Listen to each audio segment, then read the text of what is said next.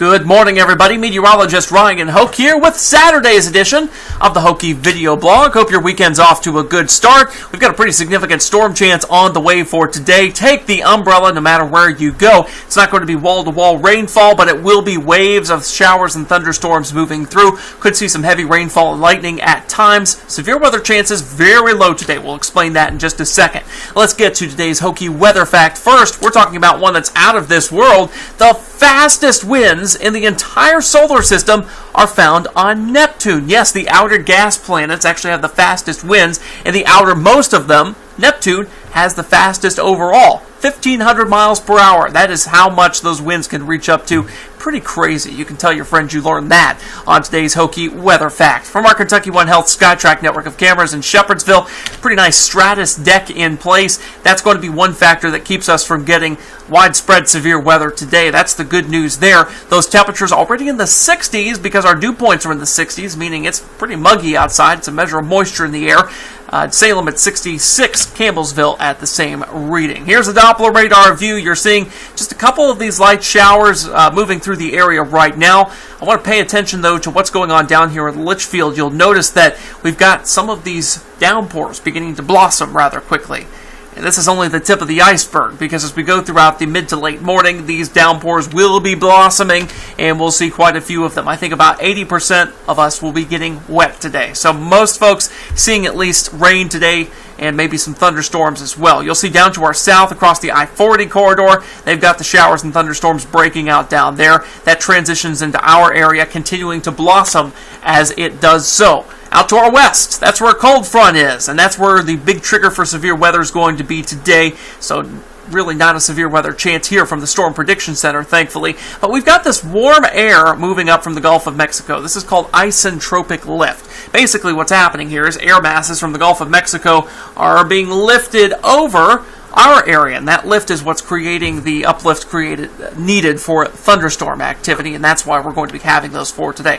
All right, nerd explanation aside, the severe weather threat is out to our west, a moderate risk basically from Wichita, down I-35 to Oklahoma City, Ardmore, Oklahoma, down toward Lawton, it looks like, and then on toward Kearney, Nebraska, toward the Hastings area, Aurora as well. I've storm chased in many of these areas, and this is really the prime target this time of year, so really no big surprise that we've got a moderate risk in the middle of May in the middle of the country. So, yeah, if you know folks out there, you might want to give them a call, Facebook message, a text.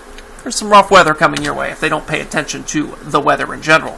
1 o'clock today, numerous showers and thunderstorms across the southern tier of our counties. Looks like a pretty good bet there. Most of us seeing these storms as we go throughout 2:30. This is the highest storm chance between 2 and 4 today.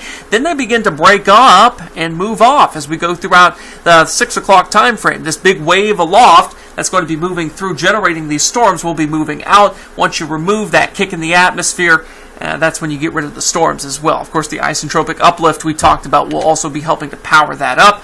Overnight, most of us stay dry. I've kept a small storm chance in, though, because we've seen how overnight activity does like to keep firing with the low-level jet that develops sometimes, so we're going to keep that in the forecast. Tomorrow, though, we do see another storm chance as we head throughout the afternoon.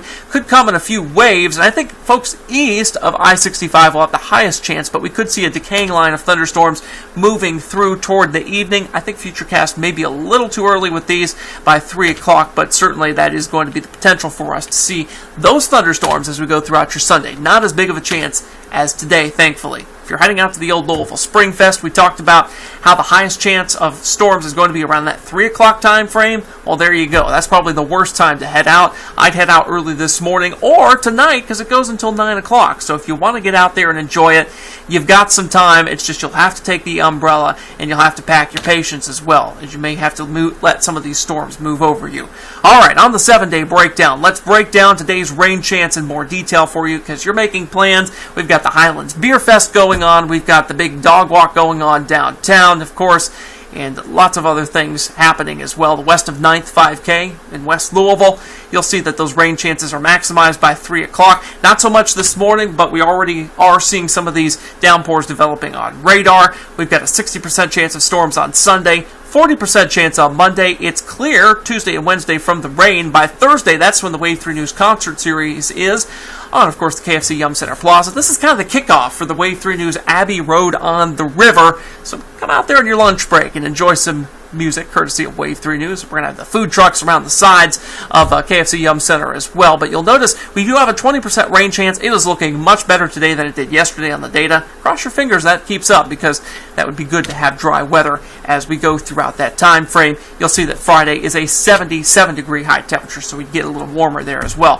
1 week from today, in fact, really, as of this recording, about 1 week from this very moment, I'll be gearing up to get out to Oklahoma City for my 8th annual storm chase. You can follow along on our Wave 3 weather blog. I'll have daily posts on there, pictures and videos. Hopefully we can get some good pictures this year, some good video to share with you folks. I want to share this entire storm chase experience with you, because this is something that not a lot of people get to do. So being able to kind of bring that home for folks is really one of my big goals, and to bring some education about severe weather safety. That's the other goal of this as well. Twitter, Facebook, Instagram, you can follow me on those platforms. I'll have just about constant updates out there from those, and we'll try to do a couple of Periscope sessions as well. If you've got an iOS device, an iPad, or an iPhone, you'll be able to download Periscope from Twitter and follow me on there, and I'll try to do some of those Q&A sessions that we do on Sunday nights here on that app from the road. So it should be a lot of fun out there. I'm already looking at some of the data, and it looks like at this point we may have just a little bit of storm activity going on my first day of chasing out there across portions of Kansas, Oklahoma. This jet right here that you see centered over really the Midwest will be back here as we go throughout Sunday.